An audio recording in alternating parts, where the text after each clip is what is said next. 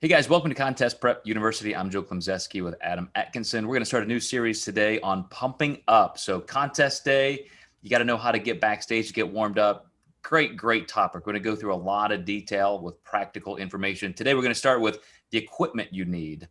And I remember, back when I was, working with 200-300 clients at a time, I had kind of a peak week, PDF kind of a kit. Here's exactly what you need to know. And of course, pumping up was one of them. So I'm really glad we're going over this. I think we are, past 500-600 episodes, including all of our features, Adam. Even though we probably talked about this a little bit here and there, we've never done an entire series on just this. So when you are telling your clients, here's what you need to take with you, here's the kind of equipment, obviously you tell them, take an assault bike, an elliptical, a step mill, like what do you want them to do backstage? Yeah, typically I have my clients bring bands with them. Very easy, very portable to travel with. Girls will use the booty bands as well sometimes if they're getting a glute pump. I would say if you're bringing dumbbells, for women, anywhere from 6 to 8 to maybe 10 pounds, and guys, probably nothing over 20. You do have to look at the rules and regulations. Sometimes they will say absolutely no dumbbells backstage. There are some dangers to pumping up. The bands can slip off your feet. I think I see that once every show. But also the dumbbells can hit people. That seems to be the more extreme danger there, or they can get dropped on a toe. So I will say most venues do prefer bands. I've never seen anyone get kicked out for having dumbbells, but if they do say no dumbbells, you probably should bring them back there. And then also the biggest part of this podcast too is don't expect them to have everything for you.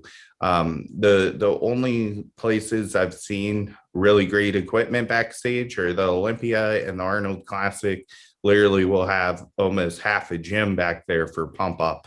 But when you go to these national contests, is literally just standing room and you're required to bring your own stuff. That was going to be my main question. We're going to get into the how-to portion of this series in the next few episodes. But when I was promoting shows, and I promoted usually pro qualifiers and even WNBF pro shows, pro-ams, that was my responsibility, I thought, was to have a great pump up area. But I realized some of these massive shows and so forth, and with a lot on the calendar, sometimes they just don't. They rely on people just to bring their own bands or do body weight stuff. Are there typically any shows or organizations where you can just count on them not having anything, where they don't, or is that still protocol to at least have some stuff? I would say it's protocol to not have stuff more often than not. I don't think I've been anywhere where I've seen anything aside from the Arnold and the Olympia.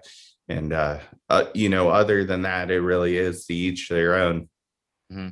And like I said, don't get into this topic yet because I don't want to open up a whole another can of worms. We'll talk about this next. But I did have, in my little joke in the beginning, I have had people as a promoter ask me, will you have a step mill there? Will you have dumbbells up to 100 pounds and so forth? Because some people feel like they need to have some kind of a quasi like workout for an hour before they get on stage.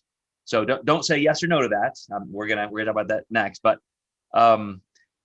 so just bands and, dumbbells seem pretty hard to travel with and carry. Literally, if you're carrying, 5-10 pound dumbbells, 2 of them, that's a lot to haul around all day. So do you think bands or other types of that kind of light resistance are enough, even with the ability like to do towel rows with somebody back and forth, or maybe chin ups on a bar somewhere? Yeah, I do. And the great thing that I think came out of the pandemic, lots of people thought I can't get a pump with bands. And half the time my clients that said that were ones who cut sodium on show day, before they worked with me. And so my clients who got banded workout routines during the pandemic were like, this actually worked well. I actually did get a pump. I said, it's because you have sodium and water in today. So the bands are pretty effective. Really, really good point. The people who say I can't get a pump up on just those little weights, et cetera, they're misconstruing the fact that they just don't have what it takes inside their body to even create that blood volume. So really good point. You guys stay with us. We're going to go through all of the different things you need to know about pumping up, like how to pump up, what exercises, how long, timing, all of that stuff. So we will see you next time in Contest Prep University.